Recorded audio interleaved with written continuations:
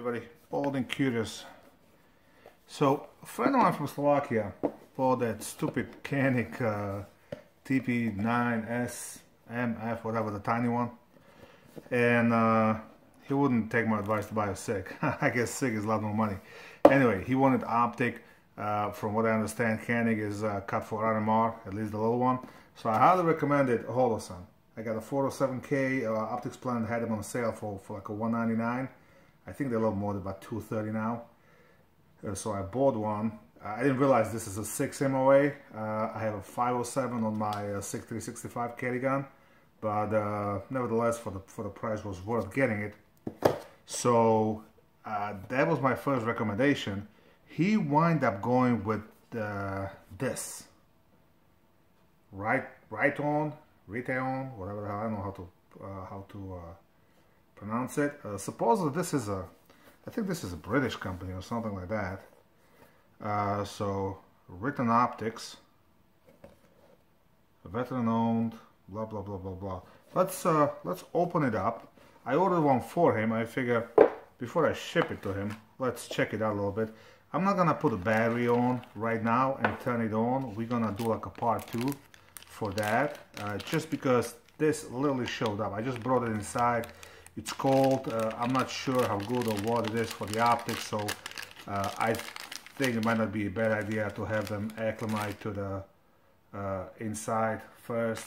See the glass fogged up, and there might be something to consider when you carry optics and it's cold outside and you come inside or whatever. How that affect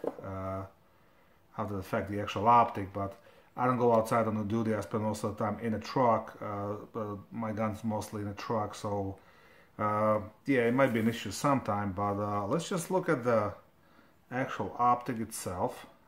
This seems to be like aluminum housing, one piece. One thing that's a big no-no from the beginning is, I can tell, you have to take it down to replace the battery.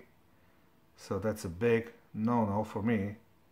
And I don't see any adjustments. I don't see any adjustments to the dot. So there's a Allen wrench for windage and elevation. And CR2032 battery. Where's the manual? There's the screws, Allen screws, and I don't see any paperwork. I don't see none.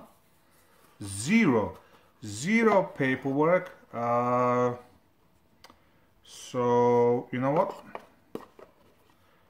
Maybe they try to keep the cost down. Let me go online and pull the manual. All right, so this one is 3 Tactix MPRD2. MSRP is $299.99. I believe Optics Plant had it for $229. I don't have the invoice, but they don't send the invoice with this one, so I can. But I believe it's like $229 or $239. Specification: this is a 3 MOA, 1 MOA windage adjustment, shake awake, and auto brightness, auto off after 3 minutes without motion. Shield, RMSC type footprint, 50,000 battery life. To full specs, key ratings, parallax free, 100 MOA adjustment, and there's absolutely no manual with this optic. I'm looking at the website, and there's let's see, 3 Tactix MPRD2 manual. Okay, so yeah, they have a PDF. Let's open up the PDF, and okay. Thank you for choosing blah blah blah. Elevation, windage, objective, explanation, minute of angle, dot information.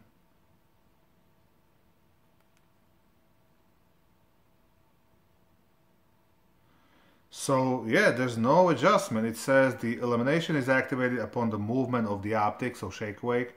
Illumination adjust per the environment the optics is in. So it's auto adjust. In other words, you don't get to say how to adjust it. I'm not sure if I like that idea, especially since for the same price, well, for a little more, because this is a 6 MOA, the 507 was, I believe, $269, so it's just a little bit more money. You can get the 507K, which is mounted on my other gun, but let's pull up the 407K. Now, given these both just arrived, I literally brought them from the box I have outside the garage where UPS and FedEx drop off their packages. So this one is clear by now. This one I took out of the box. Actually, there's somebody's fingerprint on it, but that's about it. It's not. This one was foggy when I brought it in, if I remember. So first of all, let's compare them this way. The window on right on seems to be a little bigger, but I'm gonna say seems to be because the top is curved and the bezel is a little thinner. Overall, if you're looking through them, let's see, how can I do this? Let me try to compare it like this. Let's see how well this shows up. Okay, one opposed to the other, this way,